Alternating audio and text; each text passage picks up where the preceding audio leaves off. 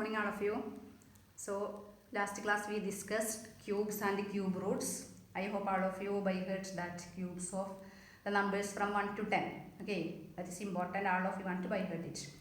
Today we can discuss some different patterns related to that cubes, one or two patterns. So here you look, when we add the consecutive odd numbers, what we will get with relating that cubes.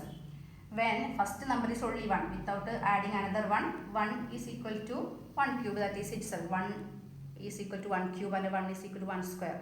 1 square and 1 cube, that is equal to 1 always. Next, when we add the next two odd numbers, after that one next odd number is 3. 3 plus 5 consecutive odd number, after 3 next odd consecutive odd number is 5, and 3 plus 5 when we add we will get 8. And that 8 we know that is 2 cube. So here how many consecutive odd numbers we added here? 2 odd numbers. So its answer will be 2 cube. Okay. Next, another 2 consecutive. After that 5, next 7. Next consecutive odd number is 7. 7 plus 9 plus 11. When we add these 3 odd numbers, its sum we will get 27, and that 27 is a cube of 3 cube. Okay, so here we can see one pattern without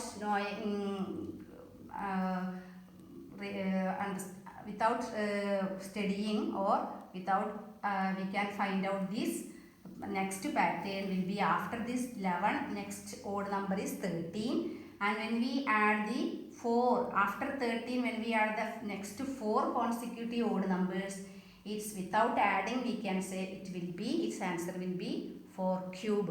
Okay, without adding its sum we can say that its answer will be 4 cube. After that 19, next odd number is 21. Then when we add the next consecutive 5 odd numbers, its sum will be 5 cube. We can follow this up to any number. Its answer will be like that. Next will be 6 cube, 7 cube, 8 cube, like that we will get. Okay, this is a pattern related to cube. Now another pattern with relation, how we can relate squares and cubes, that we can just check. So first we know 1 and its 1 cube and square is same. 1 cube is equal to 1 itself, and that's equal to 1 square also. Okay, 1 cube, 1 is equal to 1 square is equal to 1 cube. All its answer will be 1. Now next, when we add 1 cube plus 2 cube, 1 cube plus 2 cube, what is its answer? 1 cube we know that is 1. 2 cube we know 8. So 1 plus 8 we will get 9. Its sum we will get 9. And that 9 is, how we can say, which is number we added here? Cubes of 1 and 2. That number when we add and when we take its square, it will be equal to 1 plus 2 whole square. So when we follow this pattern, we can easily write it as 1 cube plus 2 cube plus 3 cube. Its answer will be 36. Okay, so that will be equal to, how we can relate this cube with the square? Which numbers we are adding here? Cubes of 1, 2 and 3. So it will be 1 plus 2 plus 3 whole square. That we can check. Here sum we got 1 plus 8 plus 9. Okay, 1 plus 8 plus 9.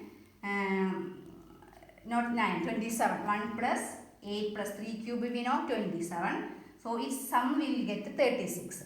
So the same when we add this, 1 plus 2, 3, 3 plus 3, 6. 6 square also 36. So this is the relation between cubes and squares.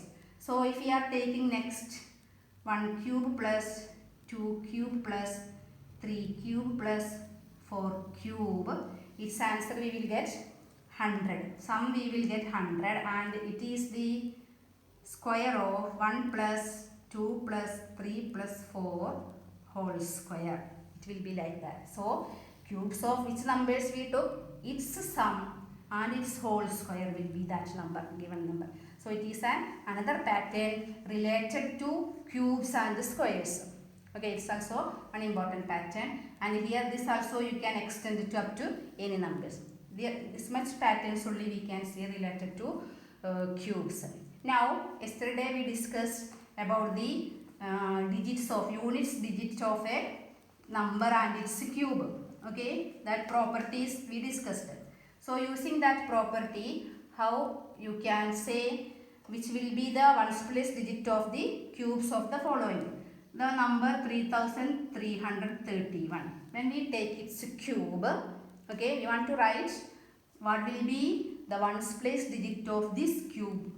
Okay, when we take its cube, its ones place digit will be what? That we discussed yesterday.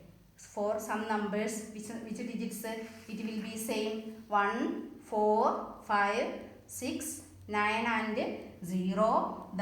These digits will be same in its cubes also. So here the units place digit is 1. So in its cube also, what will be its units place digit? 1 itself. Okay, another number, different numbers are given. Next is 77. Now what will be, the number is 77, and when we take its cube, what will be its ones place digit?